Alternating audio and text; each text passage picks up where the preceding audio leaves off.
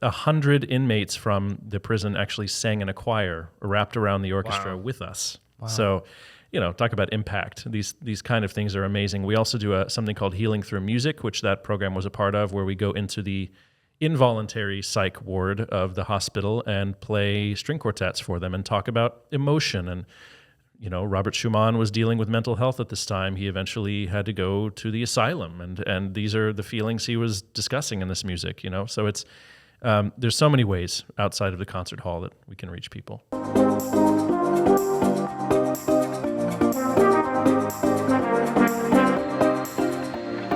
Welcome to the Small Nation Podcast, brought to you by CoverLink Insurance, where people are more important than policies. On this show, we unpack lessons from entrepreneurs, break down development strategies, and do deep dives on small town success.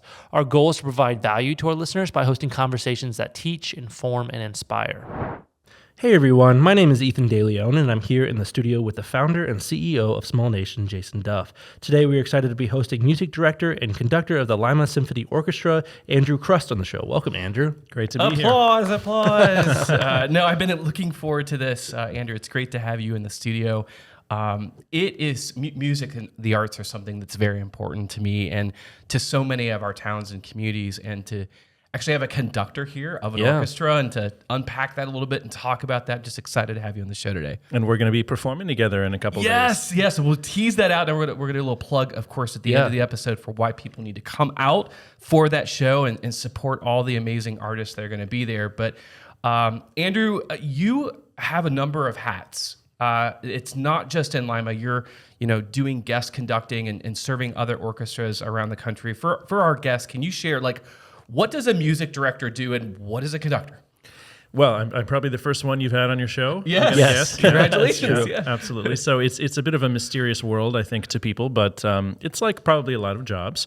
But yes, I officially work with two orchestras, the Lima Symphony here and the Vermont Symphony, and I'm music director in both places. And the job there is to be present in the community, to make ties to the community, different arts organizations and other groups. Artistically, you choose the entire season. So every single piece that goes on to the programs, every guest artist that comes onto the stage, every collaboration, that's sort of my domain, which is, it's my favorite thing to do, to choose what we play. And also I audition the musicians. I'm sort of the public-facing person myself, and usually the executive director is in that role. I do a lot of media. I do a lot of education. Just this morning, I was in a school with 400 kids doing a drum circle. How fun! You're just an ambassador for the arts, and in a way, a liaison between the orchestra musicians and the staff, and also the community. But it's really a bit of everything, and that's kind of what I wanted. I wanted a job that had many different things that were required of me. Tell me about, why is music significant to you? Maybe tell us about your journey and how music became important in your life.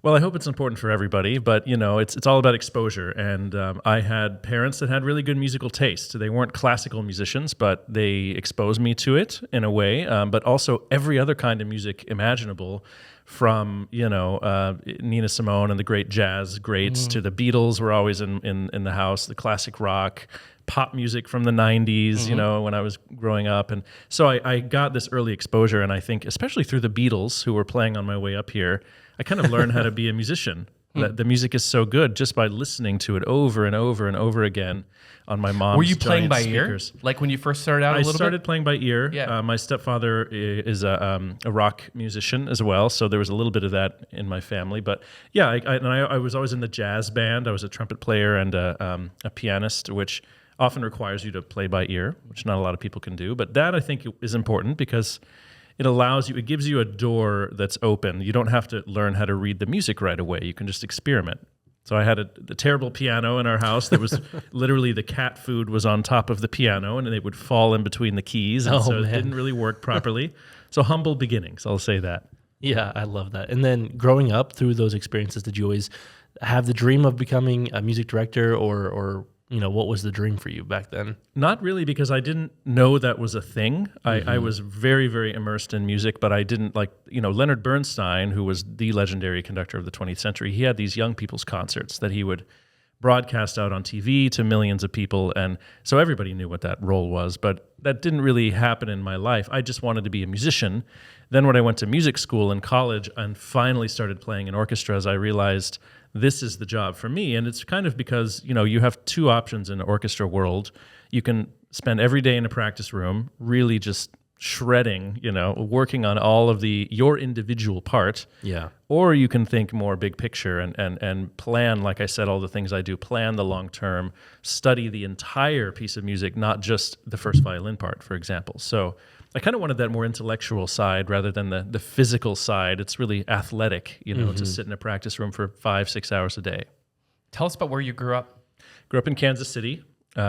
Great art scene there. Yeah. All kinds of great jazz history and really everything you can want. Fantastic symphony orchestra. And then studied kind of all over the place. I went to did my master's at McGill in Montreal, which is how I started my Canadian journey. And then I went back for another conducting degree, a doctorate in conducting at University of Colorado Boulder. Beautiful city. And then another great town. Worked in Portland, Maine, my very first conducting job, and then Memphis, Tennessee, and then Vancouver, and now I'm a dual citizen also in Canada. Very cool. Wow, that's quite the journey. But I'm kind of curious. Career in music can be quite the undertaking for a lot of people. I'm curious for your journey. What gave you the confidence to say, "Hey, you know what? I can do this." And I'm hoping that will be relevant to anyone. That we want to make this broad for your whole audience. Great mentors, and you have to seek them out. And if anybody out there is young and they're trying to go to college, I would say find somebody who's going to help you in a really deep way, and find a school that has personal attention. A lot of people in music and a lot of other fields, I guess like medicine and law, they want to go to the top name school. And that's great on paper, but what kind of personal attention did you get? And so actually my undergrad was at Wichita State University. It's a city of 300K, at least when I was there. And the faculty was so attentive, and they got to know me, and that was really beneficial, I think. But because it wasn't an international city in the music scene, I had to go to Europe all the time. I went to workshops. I spent every single dime I had to go to Europe to study with great teachers and to be in the scene. So whatever industry you're in, I think you have to go to those places. It's often New York, LA, you have to just find whatever money you can to get yourself there, because it's just about people, really, the people you know. Yeah, I love that. And then eventually you connected with the Lima Symphony Orchestra, and you said Vermont, right? So can you take us through the rest of your journey on how you connected with those two places? So I started, the first jobs you usually get in America as a conductor or in Canada are assistant conductor or associate conductor jobs with very large orchestras. Our orchestra here is wonderful, but it has a much smaller season compared to, even the Columbus Symphony or certainly the Cleveland Orchestra, which is one of the top in the world.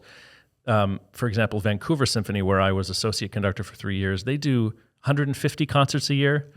So your job is to assist. You go to all the rehearsals. You work with all of the guest artists and guest conductors. You make all those connections. And you just learn a massive amount of repertoire. It's sort of like an apprenticeship program in any field. You're not paid very well. You have no social life, but you're gaining all of those incredible skills. And so once I did that, then that opened the door with all of the experience I had to start applying for music director positions, the big artistic jobs. And Lima is the kind of orchestra that has an open call. So there were finalists that were named and actually brought out to perform in front of the public. Sometimes it's just headhunting. Cleveland would do it that way, perhaps. But so it's a very public situation, and I did a lot of interviews and worked with kids, and they put you through the gauntlet. Really? Sure. Wow.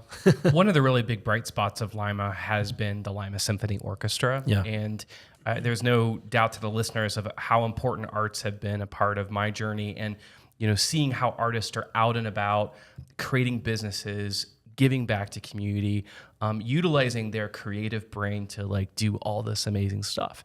And particularly in Lima, the Lima Civic Center, I think it just celebrated maybe its 40th anniversary in the last few years. It has been a treasure to have a facility like that in downtown Lima. And when that was planted, you have the Crust Performing Arts Hall that seats, I think it's over 1,000 people. And it's a beautiful place to feature live performances.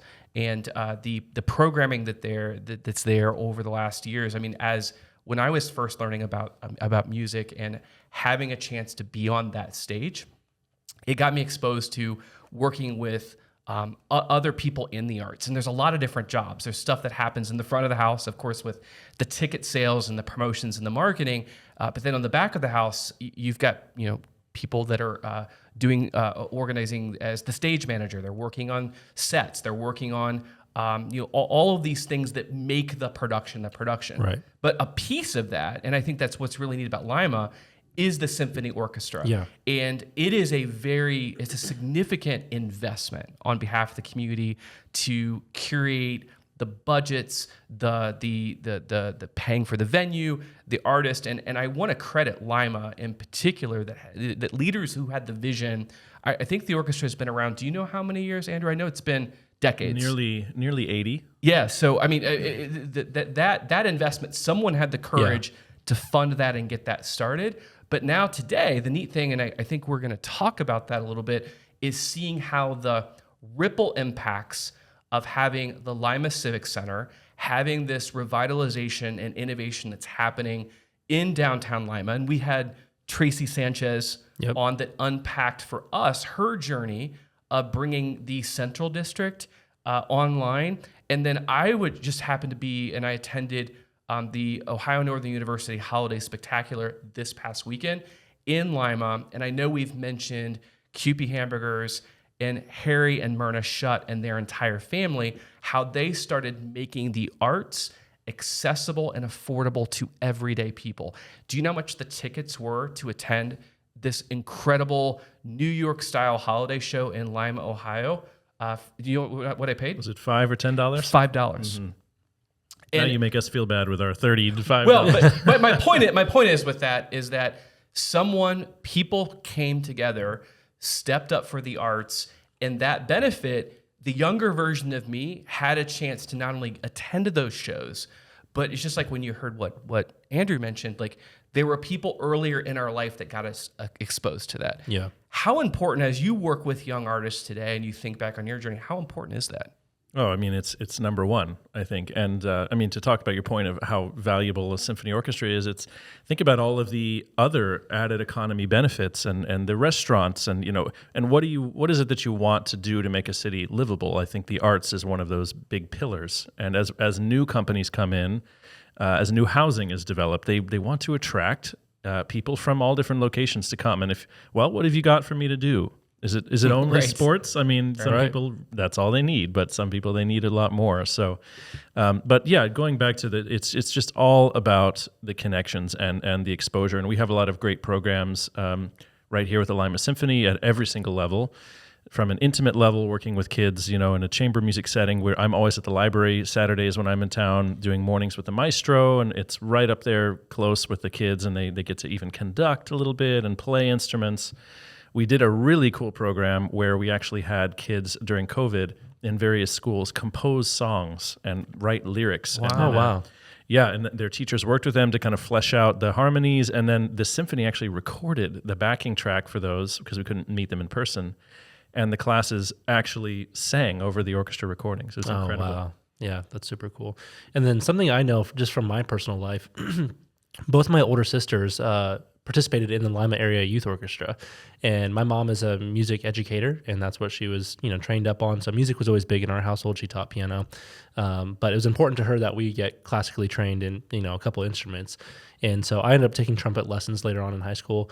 But my older sisters, they actually participated in the Lima Area Youth Orchestra. And I remember going to those as, a kid. It's like super special experience to go downtown Lima.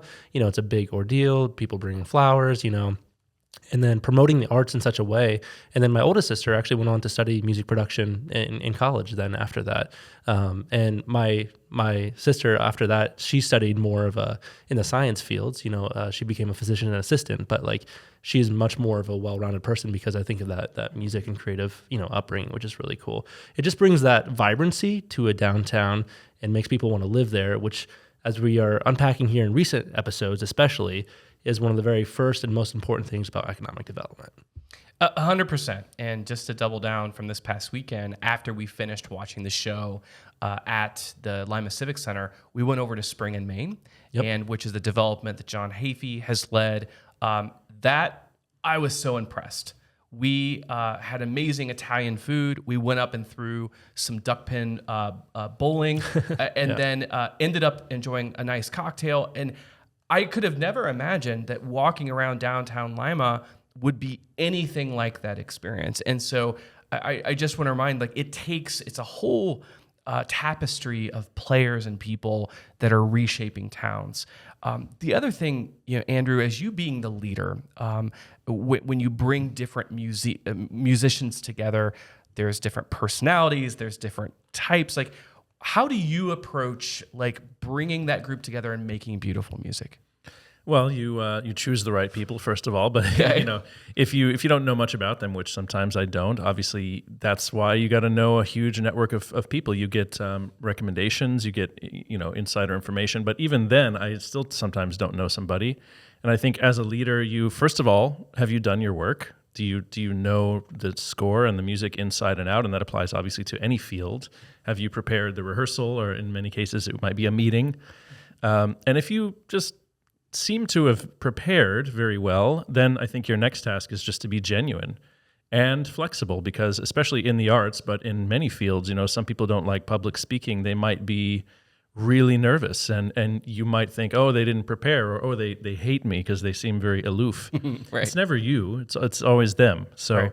To be really flexible somehow and allow for them to be supported and comfortable.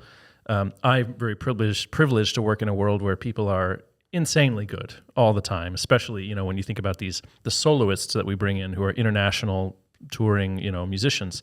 They've been in every situation possible, and generally I show up and they are more prepared than anyone. So it's a very privileged situation to be in. And the orchestra as well, they've been rehearsing and practicing on their own, and so it's a cool job because you show up, everybody's been working quite hard, and now we just get to fine tune and really make the art.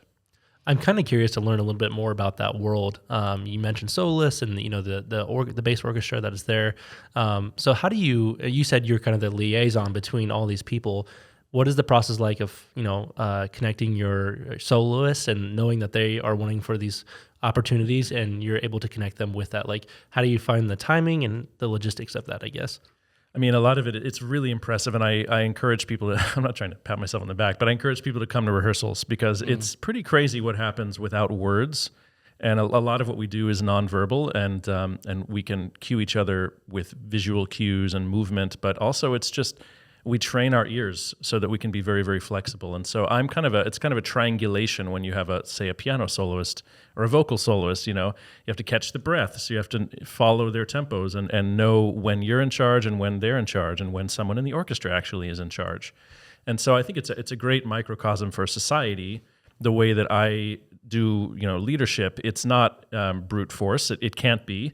And you have to be able to cede power from time to time, because otherwise it doesn't work. It's a collaboration. So I see myself more as a sort of a conduit of all of these different energies.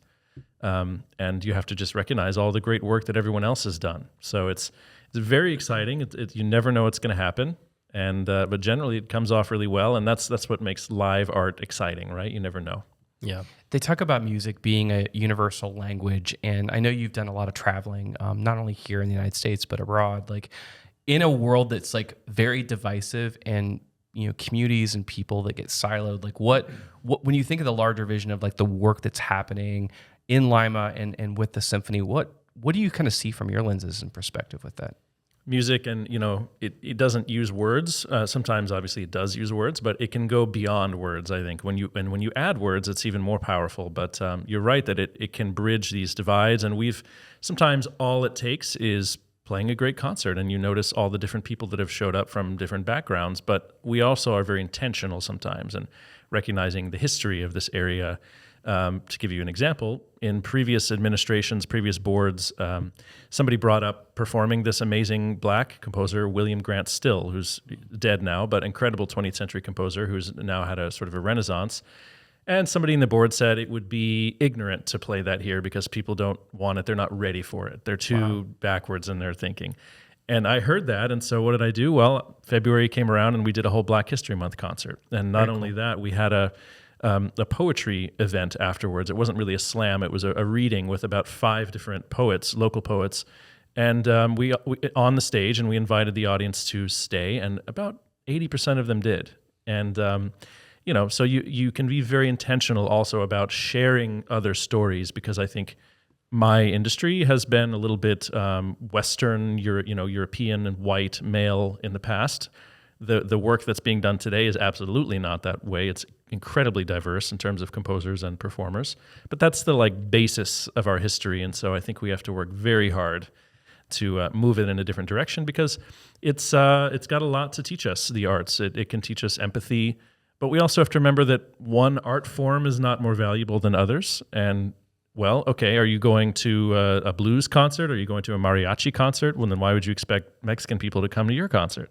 Right. So it's a sharing experience. I love that. The other thing that you mentioned is how you're connecting with different types of audiences.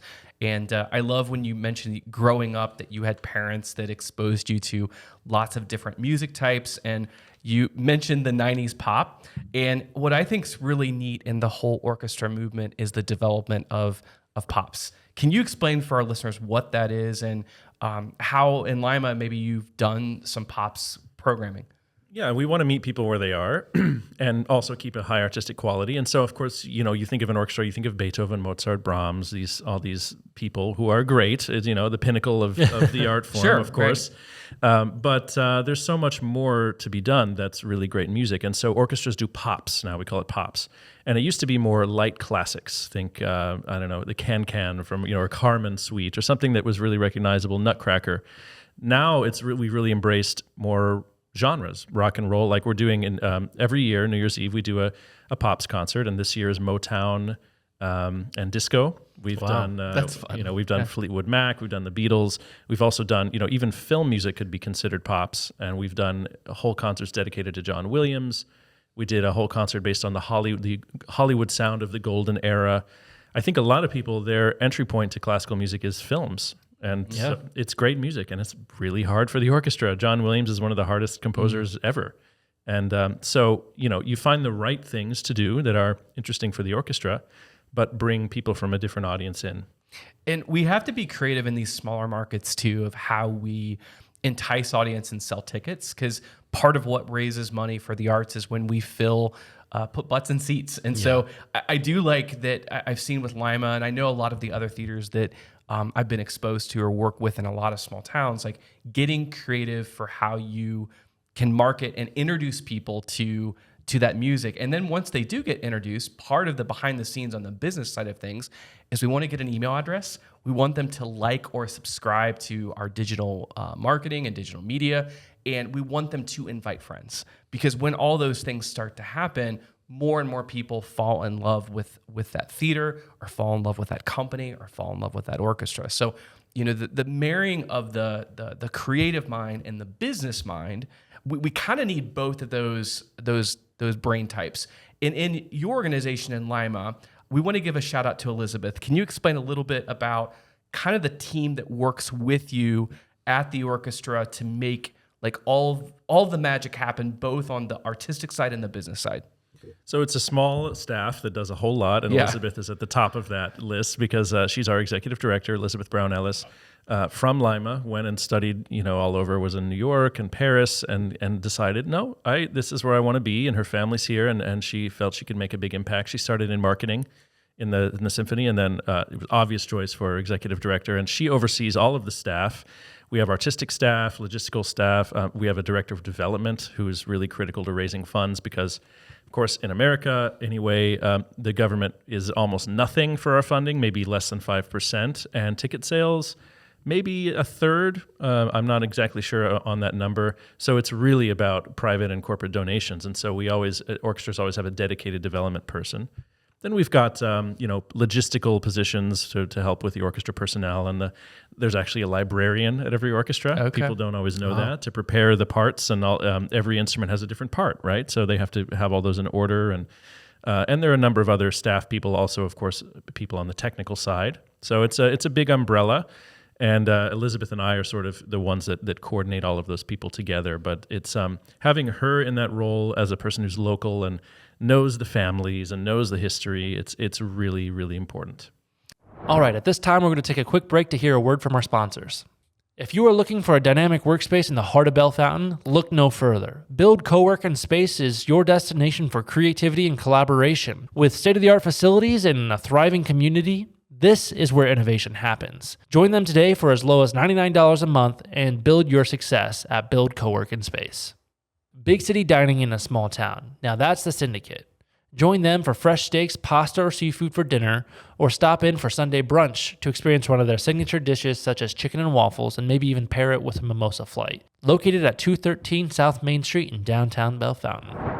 The other thing that we spent a lot of time, Ethan and I, discussing is how technology has innovated a number of industries. And one thing that I think with music and particularly your work, how many more iPads I see on music stands today. And I kind of think back to college, like, oh my gosh, this would be a game changer with all the recording technologies, all the AI. Like, how are you thinking about innovating as an artist and as a conductor? And then how are you seeing that evolve amongst musicians? You know, you might not like the answer, but it's going to be a controversial topic here. There's not much that we even need to do. I think there's a lot that we can do on an organizational level in terms of marketing and outreach and organization and things like that. But, you know, what am I going to do with a Beethoven score with technology that and obviously, for me, it's mostly the marketing. I've made a lot of interesting, at least I think they're interesting, videos along with one of our board members at Moto Media, Chad Stearns, 5 minutes long, introducing people with a lot of fun visuals to what is the story of Brahms' Violin Concerto. Did you know that it was like a bitter feud between, his friend who wasn't his friend anymore? So trying to reach people in that way and not assuming that people know the story of who these people are, even a Beethoven. They might know that he was deaf and that's it. So in our world, we don't need to do too much, I think. And I think we're going to be one of the last ones to be replaced by the AI machines, which is great. Performing artists, I think. I hope so. I hope that's composers, the case. Though, that's another story. That's already happening. Wow. Do you do any composing yourself? I do a bit, yeah, and I also mess around on synthesizers and do electronic stuff. But it's a real craft, right? So I just, if I had the time, I'm on the side. I'm mostly a visual artist. That's my hobby. Okay. In what way? Like painting or painting, drawing? lino cut, printing, ink drawing. I do a lot of digital as well on my iPad through an app called Procreate. Yeah. Okay. So that's sort of my side hobby because conducting is not actually creative. You don't make anything. You're interpreting someone else's work. Yeah. And so I think that the artist in me really needs to make something. Yeah, that's awesome. Do you ever pick up an instrument these days?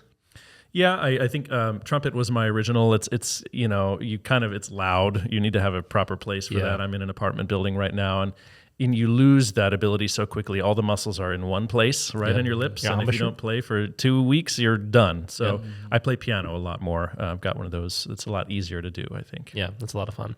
So we talked a lot about the orchestra and what goes into that and engaging your community, but you said part of the job is not just leading the orchestra, doing the business side, but it's actually engaging with the community. I mean, you mentioned the library stuff, but what are some of those other ways that you are interacting with the communities that you serve? On every level, I think from government, from meeting with all the local governors, government officials, and in the case of actually in Vermont, there's state appropriations the orchestra can manage to get. That's very rare. We don't have that here. But meeting all of those people who would connect us with other donors, I think that's really important. But also meeting with the local movers and shakers like you guys, and figuring out what are some collaborations we can do. One of the coolest things, which I cannot take credit for, last summer we brought the entire orchestra to the Allen Oakwood Correctional Institute, the prison here around town. And that's like the first time that's ever happened in the whole country, I think, certainly in the state. The whole orchestra came, performed for them, a very poppy sort of patriotic thing with film music. And then 100 inmates from the prison actually sang in a choir wrapped around the orchestra with us. Wow. So, talk about impact. These kind of things are amazing. We also do something called Healing Through Music, which that program was a part of, where we go into the involuntary psych ward of the hospital and play string quartets for them and talk about emotion. And, Robert Schumann was dealing with mental health at this time. He eventually had to go to the asylum. And these are the feelings he was discussing in this music, So it's there's so many ways outside of the concert hall that we can reach people. Yeah, that's great. Some real and heavy stuff there. The holidays, we're kind of in the midst right now of the holiday season. And I think that time of year, music and especially holiday music is something that people get really excited about. For you and the conducting that you've done, what are some of the favorite things that you get to do around the holiday season? Well, hug a musician around the holiday season because it is a stressful time, right? It is, and every time I hear sleigh bells, I get like a little Pavlovian response. I think I have mixed feelings because you all get to enjoy all that music. We're out here working, so that's actually a really good point. Yeah. But at the same time, you love the energy that you're getting back from people at this moment. It's just a wild time, that's for sure. But usually you get to work with a choir around that time, and that's a lot of fun. We have our Lima Symphony Chorus, sometimes can be 90 people strong. And you get to just have a wide variety. There's holiday music going back hundreds of years, too. So everything from the Bach Christmas Oratorio to Duke Ellington's version of the Nutcracker, to even Mariah Carey covers. We do it all. She, if she knew, and I was watching a reel the other day about how that there was really one musician that played all parts on that originally, and then she listened to it and liked it. It was all kind of synthesized, and then that's when they actually brought other professional musicians to put it all together. But that song is like, I think she's done pretty well with that. I'd say so. If she only did that, she would be fine. Yeah. Ouch! She's probably like on Twitter now, gonna put us out of business. So, what do you enjoy listening to? Oh my. The funny thing is when I was in college, I listened to classical music all the time, not exclusively, but these days, and I don't think I'm alone because we just do it all the time. It's not always on my playlist. I say that, but I listened to an entire Schubert quartet on the way over here. Yeah, okay. But I mean, I think I just have a broad variety of, I was listening to Nina Simone, I was listening to the Beatles, I had Radiohead and Sufjan Stevens come on. I really like 60s music in general, all kinds of things. And international music. I was listening to an Indian sitar player on the way up here too, and it's just music is music, and I really get upset when people think that like the 80s is old. That is actually a really sobering thing is when you talk to the youngins, it's like, oh, I love listening to the oldies. And I'm like, oh, yeah, tell me about that. And they're like, the stuff like NSYNC. And I'm like, what? But even when I was that age, I was listening to things that were 20, 40, 100, 200 years old. Like, why do you have to limit yourself? People just do what people tell them to do. But there literally are hundreds of years of music you can explore. And I get that it can be a little overwhelming because you don't have the knowledge about, I don't know, the Romantic era in Germany or something, but it's there. There's plenty of opportunity to learn about it. How has in the musical theater realm, seeing so much with the new stuff that's coming out, and we call it Disneyfying a lot of the traditional Broadway stuff, and then seeing a show like Wicked that is I think going to break so many blockbuster records in the movie theaters, like. What's your kind of take on that evolution of you see happening in musical theater right now? What do you mean by Disneyfication? Everything kind of becoming the negatives. I think of it is we're seeing fewer and fewer orchestras actually live performing, where it's becoming more click track kind of stuff, or it is probably more visual and maybe not as artistic in terms of the classical traditional way to think about musical theater. I mean, I think the visual side is happening everywhere. We unfortunately, I think, are forgetting how to listen deeply and how to concentrate for more than 5 minutes without having pyrotechnics and beautiful animation. And that's a product of all of the smartphones and the technology. But the thing I love about the arts is they force you, unless you're at a Taylor Swift concert. I was just coming from Vancouver. She had her $2 billion, by the way. Really? So I will tell you, the Holland is going to be bringing in a Taylor Swift. What do they call it? Not look-alike, but impersonator. And they're gonna do like her. That will probably sell out. Like it's not even Taylor Swift. It's not even Taylor Swift, but it's like her, cover music. And you got to give her credit. Like that's there's a huge audience for her. Yeah, and you go to a Beyonce show, and part of me just thinks, okay, would you get 30,000 people if she was just singing on the stage? Right. I hope, because she's a great singer, right? And but we need the extra things now, show, and I think yeah. that's really a problem. That really bothers me. And the great thing about going to a theater production or a musical theater production where you can't have your phones out is that you're forced to just be present in the moment and for a long period of time. And there's almost nowhere like that anymore. Even airplanes have Wi-Fi now. It's true. Yeah. Shout out to Dayton, Ohio. Actually, I just went to a dinner theater out there to watch a musical.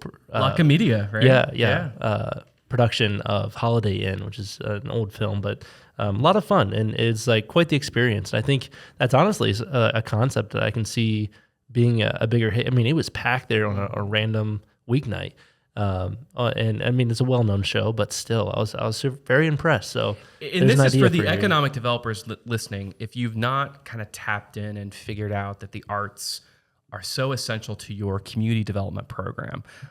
We've shared a few examples here in Lima, and obviously what's happening in places like Vancouver and Vermont, where Andrew's involved, and then particularly here in Bellefontaine. If we didn't have people, I give credit to Chris Swisher 25 years ago and the play that her fourth graders wrote to save our historic theater. Can you imagine what the town would be like if the Holland was taken down? Right. And I traveled to too many towns and communities where, unfortunately, there wasn't those people to step up to say we value the theater and the arts.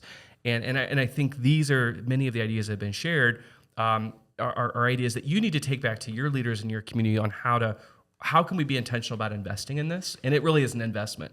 And what I love about Andrew is that in the business world, we talk about this term of fractional CEO, fractional controller, people that are professionals at a very high level, but working to get a fractional amount of their time to help your organization or your business. And that's the kind of thing that's unique about your work is you were able to work with multiple orchestras and still provide a lot of value to each one of them. That's true. Yeah. And then even as a guest, you can be a sort of a consultant and I think it works because, the Lima Symphony doesn't have 150 concerts a year, and you better believe I'm emailing every single day and doing all the planning for that, but the physical needs are not as much. And you bring your expertise and we share ideas about programs and soloists and all of these things, and I'm very lucky that works out. For someone listening that's saying, hey, I want to find and get this program kind of up and going in my community, is there any advice of where they find people like you? Is there certain associations or websites? Like, how do you get access to finding artists or finding conductors to maybe get something going in their community? Like get an orchestra started? Yeah. That's an interesting question. Usually it's interested donors, and I think the very first thing is you go into a room and you shake hands and you say, okay, we've got enough money to get it started, at least for one season, and there isn't really one place, I wouldn't say, to do that. Could be a business opportunity for someone listening out there. Yeah. So do people jump on LinkedIn? Do they jump on Monster or look at job posting boards? I wonder how. It's totally different in the arts. It's totally different. We have our own, especially for the musicians in the orchestra, there are, musical chairs is one of them. There are all these different blogs and things. But for the administrators, maybe LinkedIn, usually not. It's just very sort of insular and word of mouth. And of course you put out a call, but it's no website that anyone listening has ever heard of. It's very industry specific.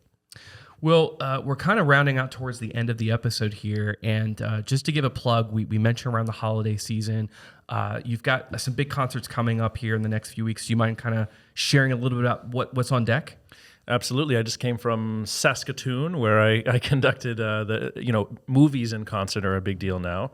You take out the score and you play it live with the orchestra with the conductor on a click track. Yeah, that's coming back. Yeah, I'm seeing a lot of those with major blockbusters. They're great. They're very expensive. They cost like $50 to $70K just to get the rights to do the thing. So I will say that in advance. But I just did Elf in Saskatoon. Oh, that sounds fun. Wow. It's a nice score. And then, of course, this week we have our Lima Symphony Bells, Brass, and Bows. And you're going to be performing here in town, singing some Christmas carols. Yes, looking forward to that. Have you ever sung on this show?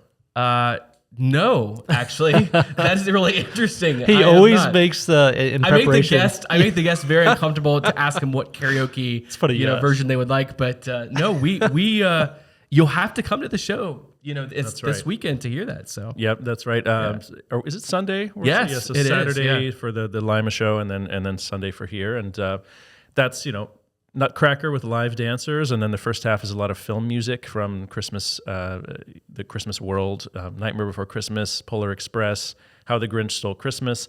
Then I'm off to Vancouver to do another Elf, and then I'm back here to do our New Year's Eve Motown and disco show. Well, that sounds fun. So New Year's Eve, you can actually grab drinks and dinner and go see a show in Lima. It would be a whole evening out. So That's right. Thanks for mentioning it. Yeah, and check out the Central District in Spring and Maine while you're in town as well. But great. I'm going to move us along into a show segment called our Rapid Fire Q&A. Oh, these are the tough questions. Yeah. I'm scared. So the first one is, what is the very first instrument you learned to play? Well, I guess it would have been in like elementary school, right? Probably the recorder. The good old-fashioned recorder. Yeah, but I will say, just having a piano in the Did house. you have was it a piano yeah. or a keyboard? Did you have both? It was a proper upright piano, but like I said, it was a little bit janky. You okay. learned about intonation and pitch and all those things then, right? That's right. Yeah. Yeah, okay. very valuable in my opinion to have a real like upright piano in a home, and you can get them for They free are or cheap on Facebook Facebook Marketplace. If you Yeah. go to, you can find a free piano. Yeah. And I will say, let your kids bang around on it, because that's how you experiment, and at least in moderation. It does get annoying, but don't quell their desire to make sound immediately, because they just, that stops them from being interested. Yeah, no, appreciate that. Second question here is, if instead of conducting you were to be exclusively a professional instrumentalist, what instrument would you choose? Ooh, maybe the cello. Yeah. I don't know. The cello, it's so versatile. It plays the low, it plays the high, plays the melody, the bass, it just everything. Just honestly, if I could just play Brahms cello music all day, that would be fine. Yeah. I got a cello for Christmas one year just because I wanted to learn. So still in the process though. Sitting in my living room right now. Okay, cool. If you had to choose one career completely unrelated to the field, what would you be doing? Maybe something in biology, honestly. Something Biology? in science. I'm very much into sci-fi, and I watch science videos constantly, and I love the natural world. And I have a weird hobby where I have aquatic jar ecosystems that I've created. And Wow. you just seal them and you let them develop, and they have generations and generations of creatures being born and dying. And so I love that. I love the natural world. I wish I could do more in that. Yeah. Star Trek or Star Wars? Star Trek. Good answer. I've asked that question a few times, and we guys are in are the alone in that. minority. Yeah. We have a lot to talk about that. Definitely agree with that. Even with all the great music in Star Wars. Yeah. I mean, that is actually true. Story-wise, you got to go with. I mean, every week was different on the Next Generation. Different you, lesson Andrew. to learn. Thank you, Andrew. Not to mention Voyager and Deep Space Nine. Anyway, we'll stop. We can totally geek out about that. You guys can talk about that Yeah, after the show. okay. Last one I have for you here is, do you speak French? Oui, je parle français. see. all right. Yeah. I'll say talk with Spanish. Un poco. yeah, that's right. Good work. Very cool. Well, just a couple closing questions here. And the first one is, do you have a professional development resource that was impactful for you along your professional career that you can share with our listeners? I don't know that I would have a resource that anyone outside of music would really understand, because it wouldn't apply. But I got into the books of Cal Newport. Maybe you guys have heard of this guy. Especially that learning to do a bullet journal, which is something you can find on YouTube. It's sort of a way of organizing my life. And Cal Newport talks about that with, I'm trying to remember the book that really, it's called Deep Work. Yeah. And it was a way to sort of live in this modern world, and no matter what your lifestyle is, to carve out time, because the reason we have all these great inventions and great thinkers in the past is because they spent hours sitting in a room not interrupted. Yeah. And we don't have that. So I honestly wonder if we're ever going to have an Einstein again. The great thing is we have now more networking, so we can communicate and create things on a larger scale. But I really had to figure out how to just find time to be alone with myself and my work. And so his books, I think, were really helpful. Yeah, that's a great resource. The last one is, if people wanted to follow you or your work, where can they go and where can they find you? It's just my name on Facebook, Andrew Crust, also Instagram, andrew.crust. And if you want to check out my art, I've got an Etsy page. Nice. My handle is Stick and Brush, the stick being the baton, and the periods in between. So stick.and.brush. And make lots of visual art and even sell some. Yeah, that's awesome. Andrew, thank you. It's been great to have you on the show today. Appreciate your passion behind what you do and how accessible you make it to other people. It really is something that I think for a lot of us listening, it's like we're always looking for ways to plug in and give back. And if you maybe have been a musician in your past life, or someone poured into you or invested in you, wherever you're at today in like your business or career, find a way to pay it forward. So, and that could be, serving as a volunteer with your local church choir. It could be getting involved in funding and maybe being a sponsor to, one of the local musicals. Or, if you're thinking about looking into an orchestra, you've heard kind of a model of what Lima has done and how it's doing it. And you're also seeing how the revitalization and the movement that's happening there is really working. And I think that arts are the base of that, and finding ways in arts, like Andrew said, it's not just music. It could be visual. It could be performing arts. There's all of this amazing spectrum, but find a way to elevate and promote arts in your community. But we really appreciate having a guest on the show today. Thank you both for all the work you do. Absolutely. Thanks. Thanks for tuning in on this episode of the Small Nation Podcast. We hope that conversation proved valuable to you. And if you enjoyed it, be sure to share the episode and follow the show on Spotify, Apple Podcasts, or your favorite podcasting platform.